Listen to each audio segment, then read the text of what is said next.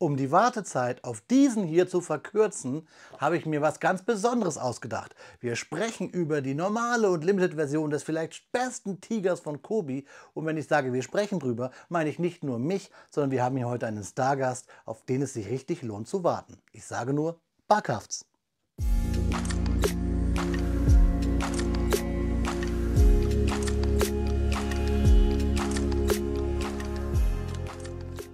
Willkommen in der Noppenklötzchenscheune.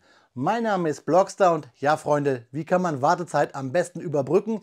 Indem man sie sich versüßt. Und deswegen bauen wir heute von Kobi das Klemmbaustein-Set 2538, den Tiger in der Ausführung E, den Panzerkampfwagen 6, um genau zu sein. Aber wir bauen nicht nur hier die normale Version, nein, wir vergleichen sie am Ende mit der Limited Edition der 2537. Und natürlich gibt es wieder Fakten und diese gibt es diesmal nicht wirklich von mir, sondern vom lieben Sascha vom Kanal Barkhafts. Freunde, das wird heute eine ganz besondere Folge. Ich habe jetzt schon Gänsehaut.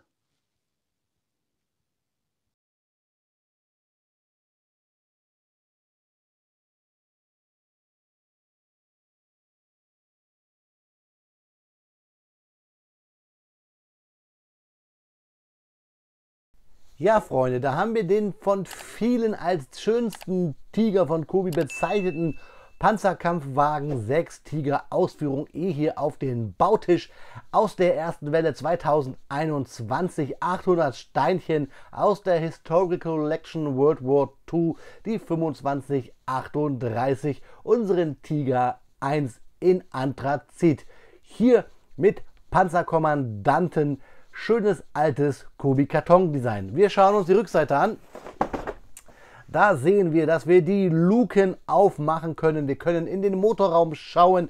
Natürlich können wir die schwere Kanone bewegen. Hier haben wir ein Originalfoto. Da unten soweit auch nochmal zwei folgend. Und wie ich schon richtig gesagt habe, den Panzerkommandanten hier. Natürlich ein Slope. Die waren damals, meine ich, relativ neu.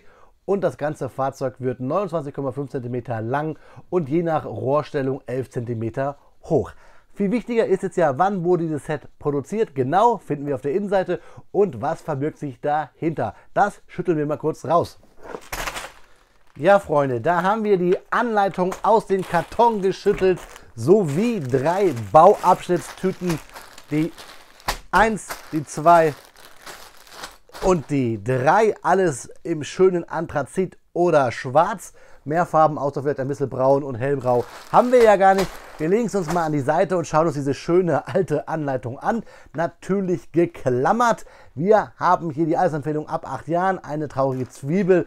Und auch damals schon wurde alles hier gedruckt, Pad printed. Fakten bekommt ihr gleich. Wir schauen uns kurz die Rückseite an, denn da sehen wir ein bisschen Werbung zu coolen alten Sets.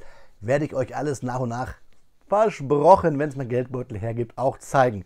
Hier, wir sehen hinten schon noch diese Karten für dieses Tabletop-Game, kommen wir gleich zu. Schauen wir uns die Anleitung an. Typisch Kobi. Wir fangen mit der Bautüte 1 an. Die reißen wir auf und bauen dann drauf los. Da gibt es keine Sortierung.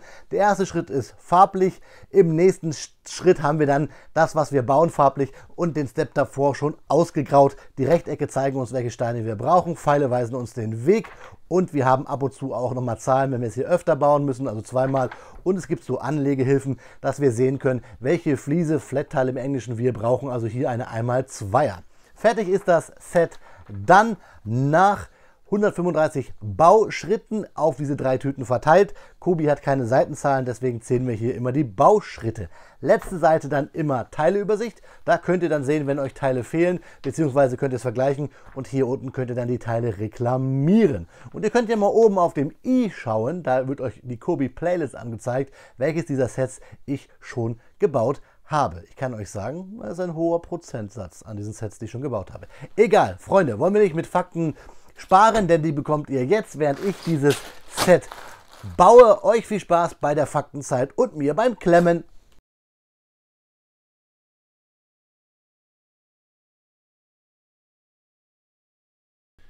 Ja, moin Leute, mein Name ist Sascha, ich bin von dem YouTube-Kanal Barkhafts und unsere Spezialität auf dem Kanal sind Panzer. Warum sitze ich heute hier? Jörn hat mich gebeten, euch ein paar Informationen zu dem Tiger 1 Panzer des Zweiten Weltkrieges zu geben, denn das ist das Modell, was er heute mit euch bauen möchte. Und was passt natürlich dann besser als jemand, der sich mit der Panzerei ganz gut auskennt, sage ich jetzt mal ganz vorsichtig, dass so jemand euch ein paar Daten und Fakten übermittelt. Ich hoffe, ihr könnt da ein bisschen was mitnehmen, denn jetzt lege ich gleich los und das geht jetzt auf jeden Fall auf die Ohren. So Leute, legen wir mal los. Also Speedbuild-Zeit ist Faktenzeit. Und heute reden wir über den wohl berühmtesten Panzer des Zweiten Weltkrieges und auch mein Lieblingspanzer, den Tiger.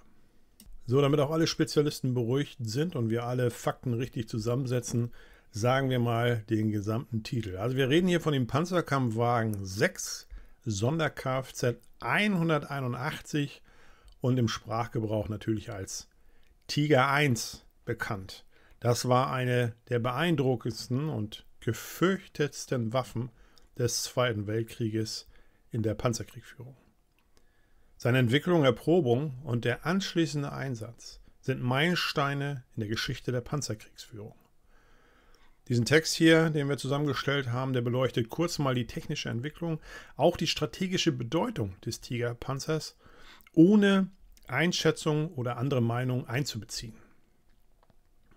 So, dafür müssen wir im Jahre mal vom Zweiten Weltkrieg wegspringen, also ich rede vom Jahr 1937, denn hier erteilte das deutsche Heereswaffenamt einen Auftrag an die Firma Henschel & Sohn und auch an die Firma Porsche für die Entwicklung eines schweren Panzers. Porsche konstruierte den Porsche Tiger, den kennt ihr unter dem Namen VK 4501 in Klammern P, könnt ihr übrigens auch sehen, wenn ihr World of Tanks spielt, da gibt es den nämlich. Und Henschel hat den Henschel-Tiger, den VK 4501H, also den Tiger 1, entwickelt. So, worauf geht die Entwicklung des Tigers überhaupt zurück? Also Mitte der 30er Jahre wurde das Konzept des Durchbruchwagens entwickelt. Also die Weiterentwicklung dieses Durchbruchwagens über die Stufen DW1 und DW2 zu den VKs 3001 bis 4501 bei Henschel und teilweise bei Porsche wurden zusätzlich durch die Erfahrung auf dem Schlachtfeld mit dem T-34 beschleunigt und beeinflusst, jedoch nicht initiiert. Das ist auch immer so ein Irrglaube, dass der Tiger die Antwort auf den T-34 war.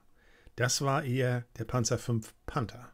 Aber das ist ja nun mal ein anderes Fahrzeug. Ja, trotz alledem, um den überlegenen sowjetischen T-34-Panzern wirksam entgegentreten zu können, war am Ende des Tages die Schaffung eines leistungsstarken und gut geschützten deutschen Panzers notwendig. Zeitweilig gab es sogar Projekte, den T-34 fast 1:1 nachzubauen. Dazu muss man aber auch wissen, dass dieser T-34-Nachbau bzw. die Forderung dazu von den Frontoffizieren kam und diese Möglichkeit des Nachbaus wurde lange und intensiv geprüft. Aber bereits frühzeitig durch die Experten der Industrie und auch des Heereswaffenamtes als unnötig und nicht durchführbar eingeschätzt. Dann kommen wir mal zu ein paar technischen Daten. Also das Sonder-Kfz 181 war natürlich mit einer 8,8 cm Kampfwagenkanone 36 L56 ausgestattet und hatte eine Panzerung von bis zu 100 mm an der Front.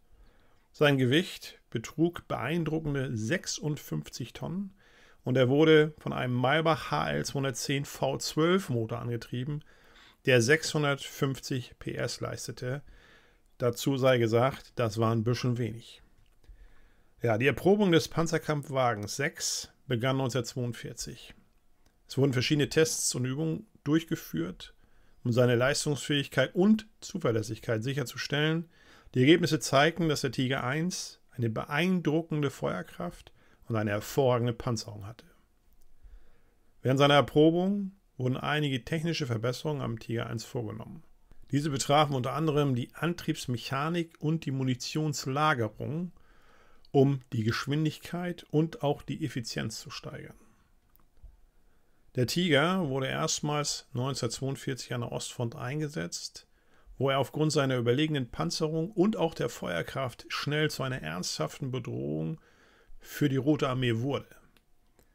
Der Tiger I wurde in verschiedenen Schlachten und an verschiedenen Fronten eingesetzt. Und da, wo er auftauchte, waren die Ergebnisse, ich sag mal, beeindruckend und für den Feind ernüchternd. So, um das alles mal in Zahlen zu gießen, insgesamt wurden 1347 Tiger I Panzer von 1942 bis 1944 produziert.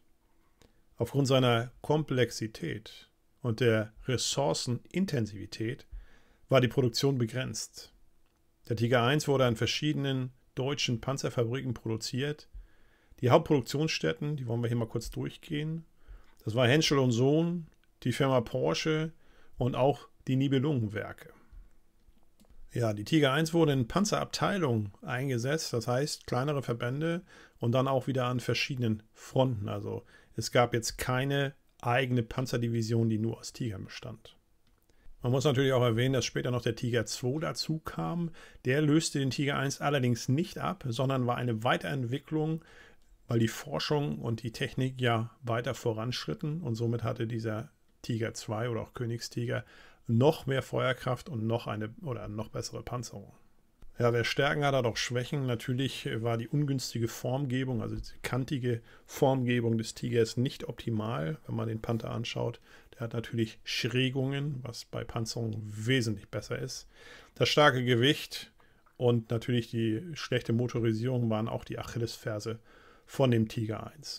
Interessant ist auch noch zu erwähnen, dass es ja ein Kettenproblem gab. Also die Tiger mit der Standardkette waren zu breit für die deutschen Transportwagen der Bahn, also von der Reichsbahn.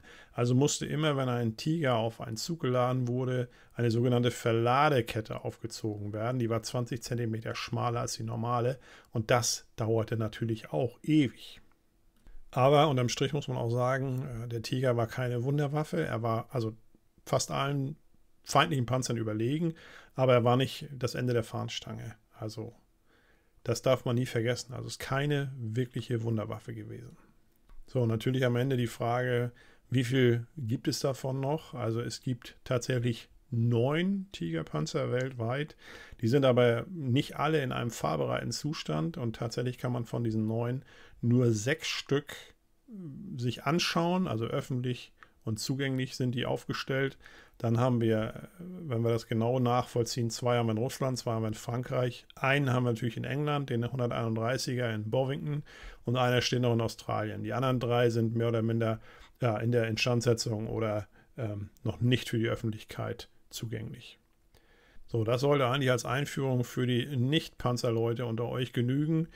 Das waren die Fakten und Hintergründe zu dem Tiger I. Ich wünsche euch nun viel Spaß mit dem Jörn und dem Review für das Kobi-Set 2537 bzw. 2538.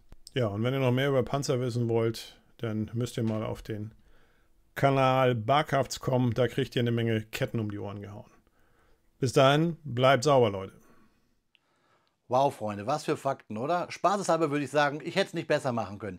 Lieber Sascha, vielen lieben Dank. Info zu seinem Kanal und zu Sascha selber, zu seinem Projekt, findet ihr natürlich unten in der Videobeschreibung. Ja, Freunde, kommen wir hier zum Klemmbaustein-Review unseres Tigers, Tiger I bzw. Panzerkampfwagen 6 hier in der Ausführung E. Den hier habe ich gebaut auf dem Video 2538. Hier haben wir die 2537, die Limited Edition. Dazu kommen wir später, deswegen packe ich mal kurz hier das Zertifikat der Limited Edition an der Seite.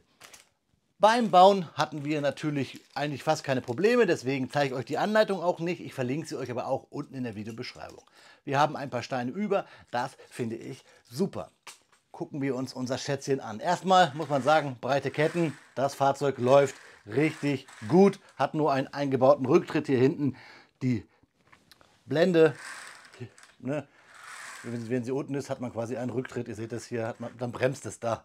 Nee, Spaß. Also, ich finde, das Fahrzeug läuft gut. Hat hier auch diese mittelgroßen Ketten. Also, Play-Features, auch wenn ich das immer ja, befremdlich finde bei solchen Sets, hat es auf jeden Fall. Ich habe euch ja gesagt, ich finde, dass dieser anthrazitfarbene, dieser graue oder dunkelgraue, beziehungsweise bei Lego würde man sagen Dark Bluish Gray farbene Tiger für mich mit der schönste ist. Natürlich haben die aktuellen Versionen des 131er Tigers aus Bovington noch ein paar andere Baufeatures, beziehungsweise auch mehr Drucke oder andere Drucke. Trotzdem finde ich hier dieses Grau cool. Liegt vielleicht auch daran, dass ich groß geworden bin mit einem coolen Film, Kelly's Heroes.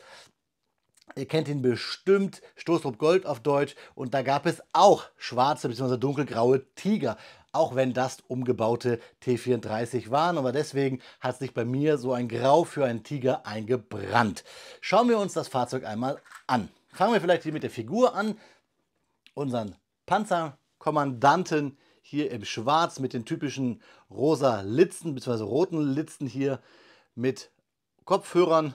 Wahrscheinlich von Sennheiser, ist eine deutsche Firma. Ihr bekommt die Figur gerade rechts nochmal in groß. Wir haben Dienstglas, wir haben Luger, wir haben ja ein paar erfolgreiche Abschüsse hier an den Seiten. Also eine coole Figur, wie wir sie aber schon kennen irgendwie.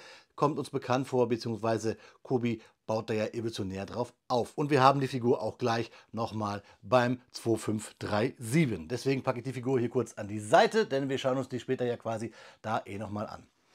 Schauen wir uns das Fahrzeug an. Von vorne diese typische Brotkastenform, möchte ich es mal nennen, des Tigers, dieses markante, dieser fahrende Bunker, das, was dieses Fahrzeug so ausgemacht hat. Berüchtigt, aber auch natürlich eine kleine Falle, weil es ja etwas grobklötzig und hochgeschossen daherkam. Hier schön mit Hinges die Seitenbleche gelöst. Wir haben eine Schaufel, wir haben ein MG, wir haben hier mit Teils diese Kante hervorgehoben. Wir haben hier Einstiegsluken, da können wir auch Figuren rein platzieren.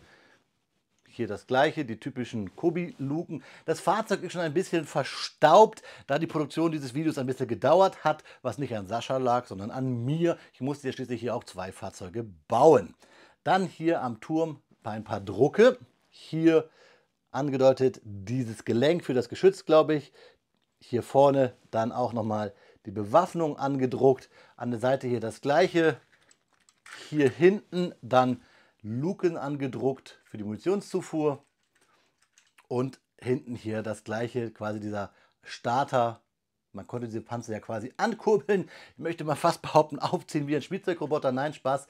Aber hier hinten haben wir hier die Luke genau dafür. Müsst ihr bei YouTube mal gucken, da gibt es tolle Videos, zum Beispiel aus Overload und so weiter, wie Sturmgeschütze oder auch der Königstiger angekurbelt werden. Das sieht richtig krass aus.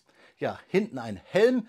Das sieht fast aus wie ein Achievement bei War Thunder. Auf den Ketten, auf den Schläuchen und an den Seiten haben wir auch nochmal Ketten am Turm als zusätzliche Panzerung bzw. zum Befördern. Hinten diese typischen Abgaseinheiten des Tigers und natürlich ganz cool an diesem Fahrzeug. Wir können hier an der Klappe uns den Motorraum öffnen und können uns den Motor anschauen. Jetzt bräuchte der liebe Bloxy, der liebe Jörn, nur Fingernägel. Die hat er nicht. Das lag wahrscheinlich an den spannenden Spielen der deutschen Basketballnationalmannschaft, dass ich mir die alle weggekaut habe. So, und da sehen wir dann den schönen Motor, richtig cool verbaut. Man muss ihn nicht immer rausnehmen können, wie in so mancher Limited Edition. Ich finde es cool, ihn auch einfach mal gebaut da drinnen zu lassen. Da könnte man nochmal ein Diorama bauen in der Inst und so weiter und so fort. Also ein cooles Fahrzeug, kantig, legendär, hat der Sascha alles euch ja gerade schon erzählt. Schön das Schachtel-Laufwerk, Fahrwerk. Hier diese typische schwarze Kobi-Kastenbauweise. Hier unten dann wieder Plates in diesen Kobi Dark Bluish Gray, sage ich mal. Ganz cool finde ich auch hier vorne hat, dass man hier diese kleinen Kettenglieder, die natürlich Pain in the Ass sind beim Anbauen, aber trotzdem finde ich die ganz nice. Ja, das war grob die Übersicht hier von unserer 2538. Gucken wir uns die 2537 mal an, denn die ist eigentlich fast genauso.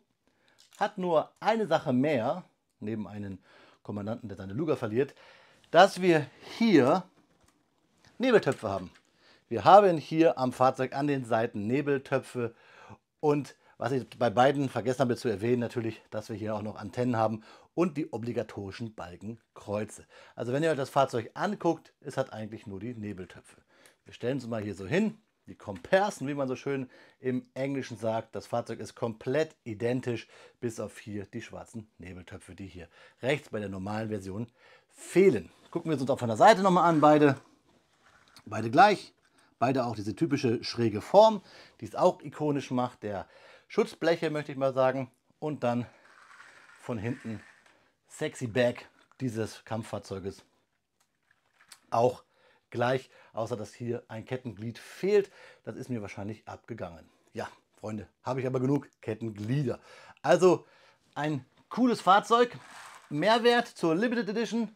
Von der normalen zur Limited Edition ist natürlich alles das, was hier liegt. Bei diesem Fahrzeug haben wir halt nur eine Minifigur. Hier haben wir 5 an der Zahl. Ich habe es euch gesagt, wir haben hier bei der Limited Edition der 2537 Stacheldraht. Wir haben Munition, Hülsen, die natürlich nice sind, die man gerne haben kann für Dioramen und so weiter. Aber das Highlight ist natürlich einmal das gelaserte Typenschild natürlich. Das ist klar. Und das dazugehörige Zertifikat, unterschrieben vom Kobi-Chef. Und natürlich dann hier die 6 Minifiguren, teilweise ja auch etwas umstritten gewesen, diese Figuren. Das Set hat einen Unterschied von 20 € gehabt damals, 49 ein paar zerquetschte, 69 paar zerquetschte. Und wenn ihr natürlich noch drankommt, diese Minifiguren sind sehr begehrt, also dieses Fahrzeug wird hoch gehandelt. Aber auch das, die normale Version, finde ich, ist sehr, sehr schmuck. Wenn der große 1:12er Tiger kommt, der 131er, dann werde ich alle meine Tiger, es gab ja auch von diesen Tan-farbenen 131er, in der gleichen Größe ja auch viele Versionen, werde ich euch die alle mal vorstellen und vielleicht darf ich dann Sascha nochmal einladen oder seine Kommentare nehmen und dann gibt es nochmal ein tolles Tiger-Video. So, aber jetzt schauen wir uns noch hier zum Abschluss die Minifiguren an, die wir hier bei der Limited Edition dabei haben. Wenn euch jetzt irgendwas gefehlt hat, Freunde, keine Angst, ihr bekommt gleich im Anschluss nach dieser Besprechung hier, also wenn wir hiermit fertig sind, nochmal Detailfotos von beiden Fahrzeugen. Dann könnt ihr euch das und die Minifiguren noch einmal genauer anschauen. Ja, fangen wir an mit dieser Figur, die etwas umstritten war, weil sie natürlich ein Jüngling ist aus der damaligen Zeit. Verblendet, ihr wisst es. Ich möchte das Wort jetzt gar nicht nennen. Ihr wisst, wo der herkommt. Aus der Jugend hier mit der Binde und einer Panzerfaust. Er guckt auch sehr böse und er muss natürlich blond sein. Die Figur ist aber komischerweise genauso groß wie die anderen auch, bis auf die Schuhe hier. Also nicht wirklich viel kleiner. Ja, dann haben wir ihn. Dann haben wir noch hier einen vom letzten Aufgebot. Ihr wisst, wie es heißt. Einmal Volk und dann dahinter kommt der Wind, ne? Also vom Volkssturm. Schwarze Uniform, wahrscheinlich, ja, da wurden ja viele Uniformen wiederverwendet, selbst von der Feuerwehr und so weiter, mit umgehängenen Karabiner und Handgranate. Und da haben wir dann das angedeutete Abzeichen und schwarzer Mütze, müsste diese Feldmütze M43 sein. Dann haben wir hier einen Teil der Panzercrew mit Sixpack, denn so Schrauben an so einen Maybach-Motor, an so ein Fahrzeug, das bedeutet, man braucht viel Kraft, daher dieser Sixpack und deswegen guckt er auch so grimmig, 3-Tage-Bart. Hat schön hier eine Brechstange, wobei ich nicht weiß, wofür man bei so einem Motor eine Brechstange braucht. Und so einen, ja, Maulschlüssel aus Amerika. Naja, egal, ihr wisst, was ich meine. Coole Figur, von hinten nicht bedruckt. Dann haben wir den schon erwähnten Panzerfahrer, den wir gerade schon hatten. Nur hier jetzt mit MP40. Hat aber dafür die Ärmel nicht bedruckt, so wie die anderen Figuren. Ne? Also der Mold ist gleich, aber der Druck ist anders. Und er hat auch hier seinen Anzug ganz bis oben hinzugeknüpft. Und dann der Panzerkommandant mit grüner Mütze und Luger in der Hand und den Dienstglas. Guckt etwas grimmig, hat vielleicht gerade beim Kirschenessen auf den Kern gebissen oder so weiter. Von hinten nicht bedruckt. Ja, Freunde, das waren die Minifiguren aus der 2537. 2538, normale Version, habe ich euch jetzt schon erklärt. Ich wünsche euch jetzt viel Spaß bei den Detailfotos. Da gibt es auch noch mal ein bisschen was auf die Ohren. Und dann schauen wir uns zum Abschluss noch einmal in die Augen.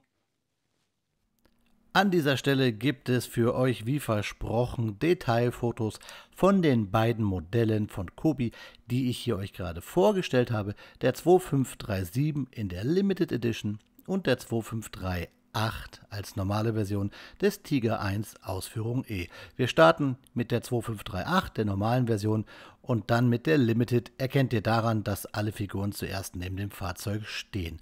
Ich möchte mich hier noch einmal ganz herzlich beim Sascha bedanken. Es war eine tolle Aktion. Danke, dass du hier für mich die Fakten gesprochen hast. Klasse, vor allen Dingen, da es ja eh der Lieblingspanzer war, wusste ich, dass das hier eine Sache ist, die dir auch irgendwie am Herzen liegt. Für alle Zuschauer, unten in der Videobeschreibung findet ihr seinen Kanal, habe ich gerade schon erwähnt. Ich bin Kanalmitglied, ich bin Fan und deswegen ist dieses Video für mich eine Herzensangelegenheit. Und ich weiß für den Sascha als Tiger 1-Fan halt irgendwie auch. Freunde, wenn ihr möchtet, dass es in Zukunft öfter mal solche Geschichten gibt, ich habe ja schon mal mit Designern gesprochen, auch Brickstory war hier schon mal zu Gast. Wenn ihr mehr so Gastredner haben möchtet, schreibt mir das gerne mal unten in die Kommentare und vielleicht habt ihr auch den einen oder anderen Wunsch. Ich bin bei anderen schon in der Planung, mal schauen, was da noch kommt. Gerne auch dürft ihr mir helfen bei der Präsentationsart des Tiger 131 und 1:12. Der trudelt ja bald bei mir ein und möchtet ihr da auch so ein Review haben, wie ich es immer mache, also mit Fakten, vielleicht auch wieder mit Sascha. Oder soll ich einen Livestream machen? Soll ich das Video stückeln? Da es ja ein sehr, sehr großes Set ist von Kobi, schreibt mir das gerne in die Kommentare. Und dann auch nicht vergessen, liebe Freunde, auf diesem Kanal geht es ja um Klemmbausteine und ihre Geschichten. Das muss nicht zwangsläufig immer Kobi sein. Auch ein cooler Architekturstil kann eine interessante Geschichte sein. Ich stelle euch auch ganz gerne mal hier Häuser, Modulars von anderen Herstellern vor oder auch Lego-Sets oder. Hauptsache, ich habe eine Geschichte, die ich euch erzählen kann, die mich interessiert. Also Freunde, schaut gerne in die Videobeschreibung vorbei, gebt mir euer Feedback und jetzt, wie versprochen, schauen wir uns zum Abschluss noch einmal in die Augen. Ja, Freunde, da ist das Video zu Ende. Ein Review, das sich viele von euch in der Vergangenheit in Kommentaren gewünscht haben. Ein Review zum anthrazitfarbenen Tiger aus 2020. Der 2538 in der normalen Version und der 2537 in der Limited Edition.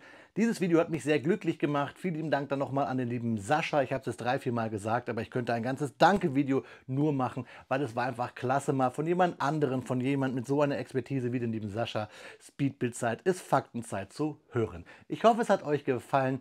Lasst mich das gerne in den Kommentaren wissen. Und ich habe es auch schon ein paar Mal gesagt, aber Support ist kein Mord. Über ein Abo und Daumen hoch würde ich mich freuen. Und wenn ihr unten kommentiert und ein Abo da lässt, dann schaut doch bitte auch in die Videobeschreibung, denn da habe ich auch den Kanal von Sascha verlinkt.